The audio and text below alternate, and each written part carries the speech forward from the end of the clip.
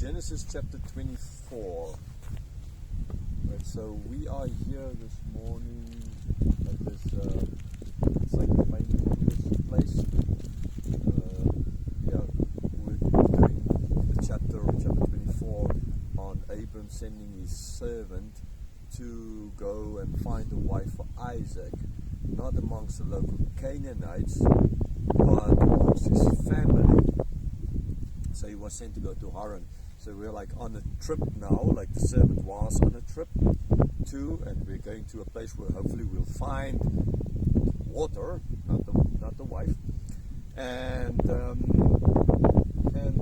the way, we just now stop here at this Buddhist place with kind of the idea of he didn't want his children to, or Isaac to marry someone from this religion. Okay, we know in the New Testament Christians can marry from any culture, but they have to be Christian, right?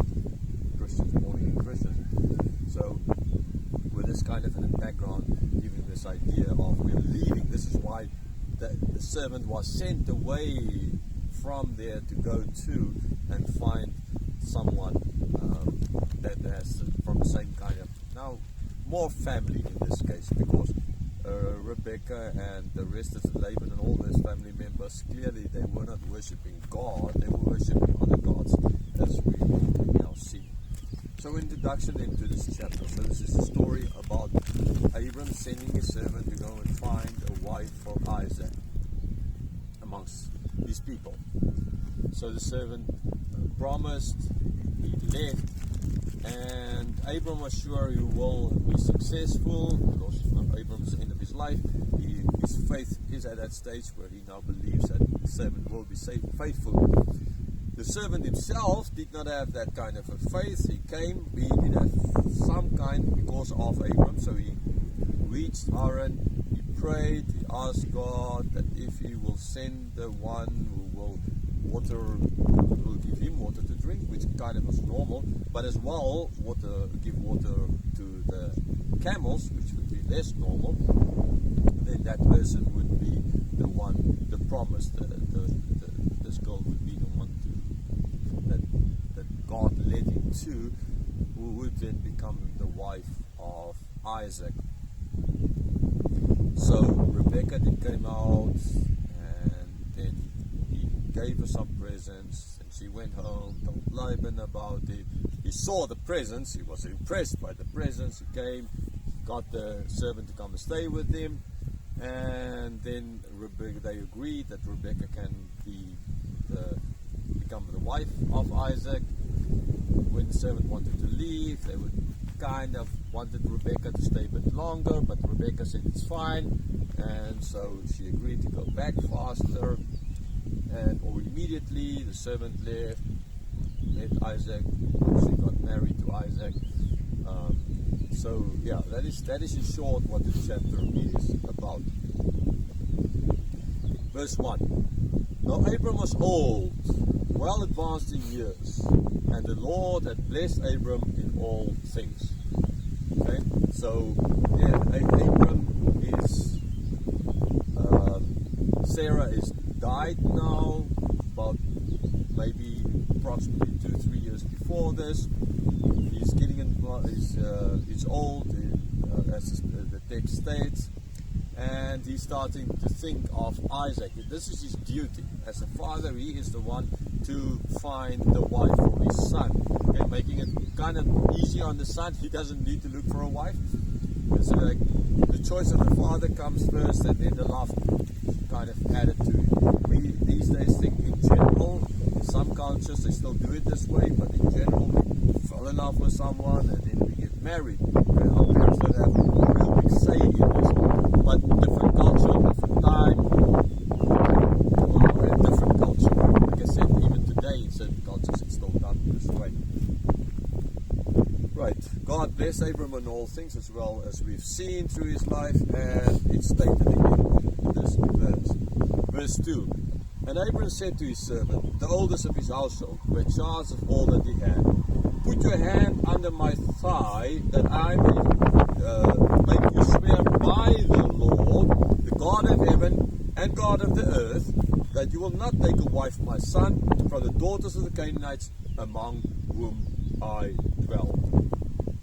Okay, so he got his older servant, most likely most trusted servant as well, to come and to swear that he will go and find a wife for his son.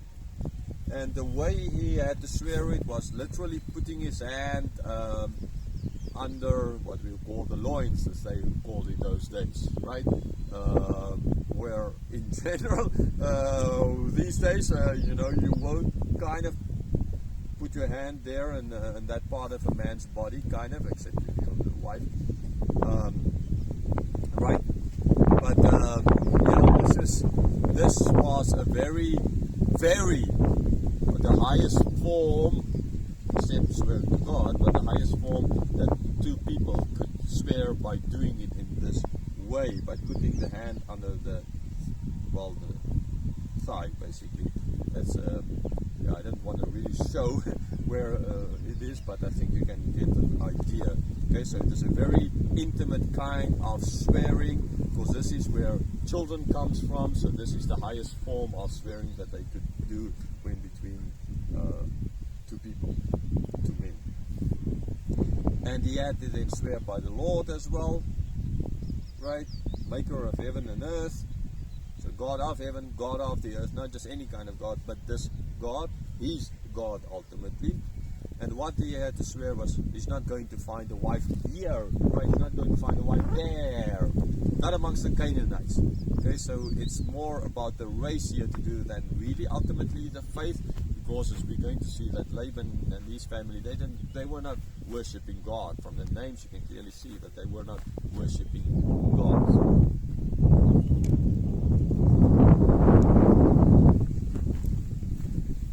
Verse 4. But will go to my country and to my kindred and take a wife for my son Isaac. Right, so this is what he has to do. He has to go to his country. In that case now it's Haran, not his original country. This is now where his family settled. And there get to the kindred as well, and get there a wife for Isaac. Verse 5. The servant said to me, perhaps a woman may not be willing to follow me to this land. Must I then take your son back to the land from which you came? So, yes. So, okay, it's fine. I can go there. I can find this girl. But she might not say, no, I don't want to leave Haran. I don't want to go and live like a Bedouin somewhere there in the south where I have absolutely no idea, right? Here where I'm living, we have electricity 24/7. We have 4G or 5G internet, very high speeds. I don't want to go and live in a tent out in the middle of nowhere where you have like 4 hours of electricity if you're lucky, and your internet is patchy at best, right? No shops around. I don't want to do something like that, right? So, she might have kind of be like that. Now, so what then? The servant's like, if she doesn't want to come, what then? Must I then take the son? Must I then take Isaac from here and take him up to the city so that he can go live up there in Haran? Verse 6. Abram said to him, see to it that you do not take my son back there. So in a short answer to the servant, if she doesn't want to come here, that's fine. But you don't take him back there. Then he either stays without a wife, you don't take him back there. Right? Because it was called, this is where it's supposed to be. Not up there, this here. Verse 7. The Lord, the God of heaven, who took me from my father's house and from the land of my kindred, and who spoke to me and swore to me, to your offspring I will give this land, he will send his angel before you, and you shall take a wife for my son from there. Okay, so he is saying, God promised him this land. This is the land where Isaac is supposed to be. This is the land that I will get. So he needs to be here. Okay, and God, see Abram's faith in this here, he is saying that God will send his angel. God will be the one to direct you. Okay, the servant was doubting this, but Abram was sure about this, that God would direct his steps. God will take him there. God will show him the right girl, and they will come back here. Verse 8. But if the woman is not willing to follow you, then you will be free from this oath of mine.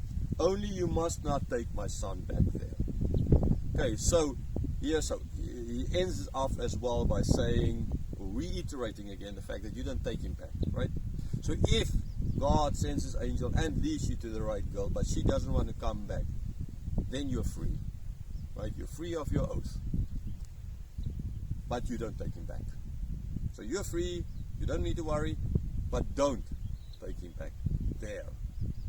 This is where God promised, this is where it ought to be. So clearly, I mean, Abram is adding this for the sake of the servant, because the servant's faith was not strong enough. Abram, I believe, knew that God will, as God ultimately we've seen in the chapter did, that God will bring her, that she will come there, because God will lead, God will do this. But for the sake of the servant, whose faith was not that strong, who doubted still, for his sake, Abram added or said that now if then she doesn't want to come back here, not that he believes that she won't, but for his sake, then you are free. You don't need to worry about it. You're free of this oath that you made to me. Okay? And as well, a lesson here for us, for those who have a lot of faith and for those who are just young in their faith. We always need to take that into account and not make life for them so difficult ultimately that they just think, I'm always a failure. I will never have enough faith. I will never be able to have this kind of faith that you have. Remember that Abram did not have this kind of faith years before this. It was a process of him growing in his faith till ultimately he could bring Isaac as an offering. Okay, and God stopping him. It was a process. So this servant has seen a lot of that, but he's not at that level yet. He still needs to grow. So if you sometimes, as a Christian that's been long in the faith, and now you have this kind of faith in God, acts as if everybody else around you needs to have this kind of faith in God, then you might make people kind of despondent. They might become depressed because their faith, they can't trust that much yet. So don't forget where you came from. So be wise in how you handle other people, like Abram did here for his servant. He didn't force him. He was not making sure, I mean, if nothing happens, then your servant, you anyhow, you need to do something. No, you're free then. If this doesn't happen, of course, you can see you don't have to get this kind of faith. I believe, right, that she will come back. You don't yet. So I add this so for your sake. Verse 9. So the servant put his hand under the thigh of Abram his master and swore to him concerning this matter. So then he put his hand down under the thigh, right, basically, and he swore. Because he knows now that if it doesn't work out, he's free. So it's not the end of the world kind of. There is an escape clause from this. There is an exit clause from this. He can go there. God can show the girl she doesn't want to come back. He's free. So for his sake, because otherwise the servant could have just said, I mean, he's still a servant, but he could have. He's just well respected. I think Abram and this guy would have a good relationship, right? He could have said, but my master, really, this is too much for me. It's not possible. Verse 10. Then the servant took 10 of his master's camels and departed, taking all sorts of choice gifts from his master. And he arose and went to Mesopotamia, to the city of Nahor. So the servant then took 10 camels, he departed. Camels was a pretty expensive kind of animal. Not many people could afford them. So it shows richness, and 10 of them. So when they got with 10 camels up there to Laban, it would have really impressed him as well. He took some other gifts as well. He got up, and he went to Mesopotamia, to the city of Nahor. And now other words, to Haran. Okay, so this is from here. We will stop recording at this spot now, and we will pick up everything, put them in camels. No, okay, not in camels, just in the van, and we will go to a place where hopefully now we'll find the water.